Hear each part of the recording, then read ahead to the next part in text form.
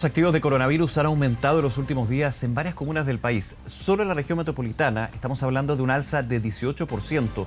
Una situación que, como hemos comentado, llevó a decretar que todas las comunas de la capital regresen a fase 2 a partir del jueves. Vamos a conversar de este tema. Nos acompaña María Jesús Halt, académica del Instituto de Salud Pública de la Universidad Andrés Bello y directora de la Sociedad Chilena de Epidemiología. Muchas gracias por acompañarnos. Muy buenos días. Hola, buenos días, Nicolás.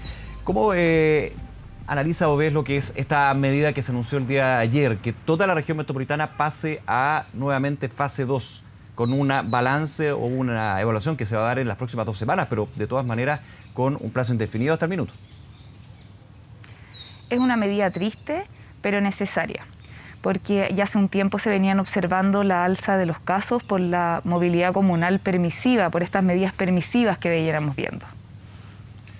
Es necesaria y de alguna manera también me imagino, María Jesús, pensando en lo que se viene en términos de desafíos de esta estrategia epidemiológica. Teníamos la fiesta de fin de año, Navidad, Año Nuevo, se viene el periodo de vacaciones, el periodo estival, donde el concepto aglomeraciones es lo que más preocupa. ¿Cómo lo ves tú? Es bueno, técnicamente es muy bueno que esta medida sea regional y no comunal, por la movilización de población flotante que hay entre comunas. Aún así, las autoridades y los entes privados tienen que hacer un esfuerzo para conservar el teletrabajo y de una u otra forma disminuir las aglomeraciones en el transporte público, como lo hemos visto también. Ahora, hay un tema de la autoridad, pero también de la ciudadanía.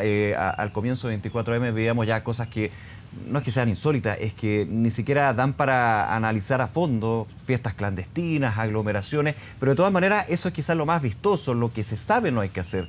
Pero cuando vemos, por ejemplo, aglomeraciones en centros comerciales que están cuidando el aforo, que están cuidando la prevención, pero igualmente gente que va a los centros comerciales, obviamente por lo que son las compras navideñas, también las calles de Santiago, cuando ya hay una movilidad que evidentemente no se puede controlar mucho desde la epidemiología. ¿Cómo se va viendo esto? Y de alguna manera, ¿cuál es el llamado para recobrar lo que de alguna manera fue la conciencia hace un par de meses?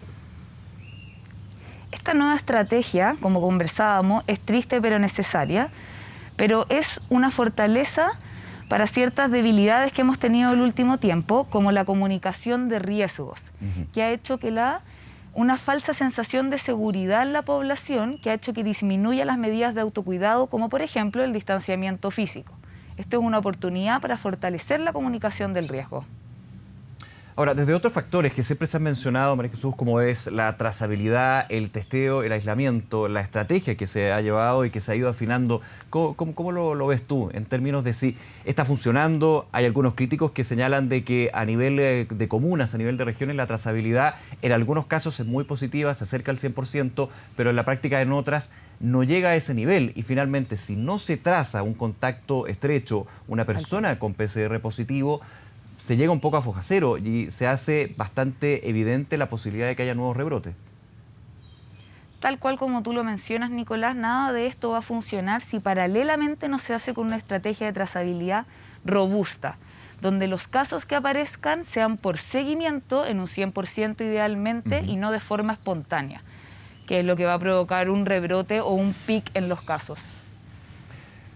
¿Ha funcionado ahí que la atención primaria haya tomado la trazabilidad? Y hago la pregunta también considerando de la entrega de recursos que se han tenido que destinar. Hay situaciones completamente distintas entre atenciones primarias de la región metropolitana con el norte del país, con el sur. Pero de todas maneras hubo un cambio que entiendo ha tenido una evaluación positiva desde la atención primaria como quien lleva finalmente las riendas de esa trazabilidad y esa detección. Así es, la inyección de recursos en atención primaria es algo muy importante en el sector de salud, no solo para el COVID, sino que para todas las enfermedades, especialmente ahora por esta estrategia de trazabilidad. Pero en algunas comunas y otras regiones se ha visto, como mencionábamos, los casos por seguimiento de mejor forma y de mayor forma que los casos espontáneos que en otras comunas o regiones del país.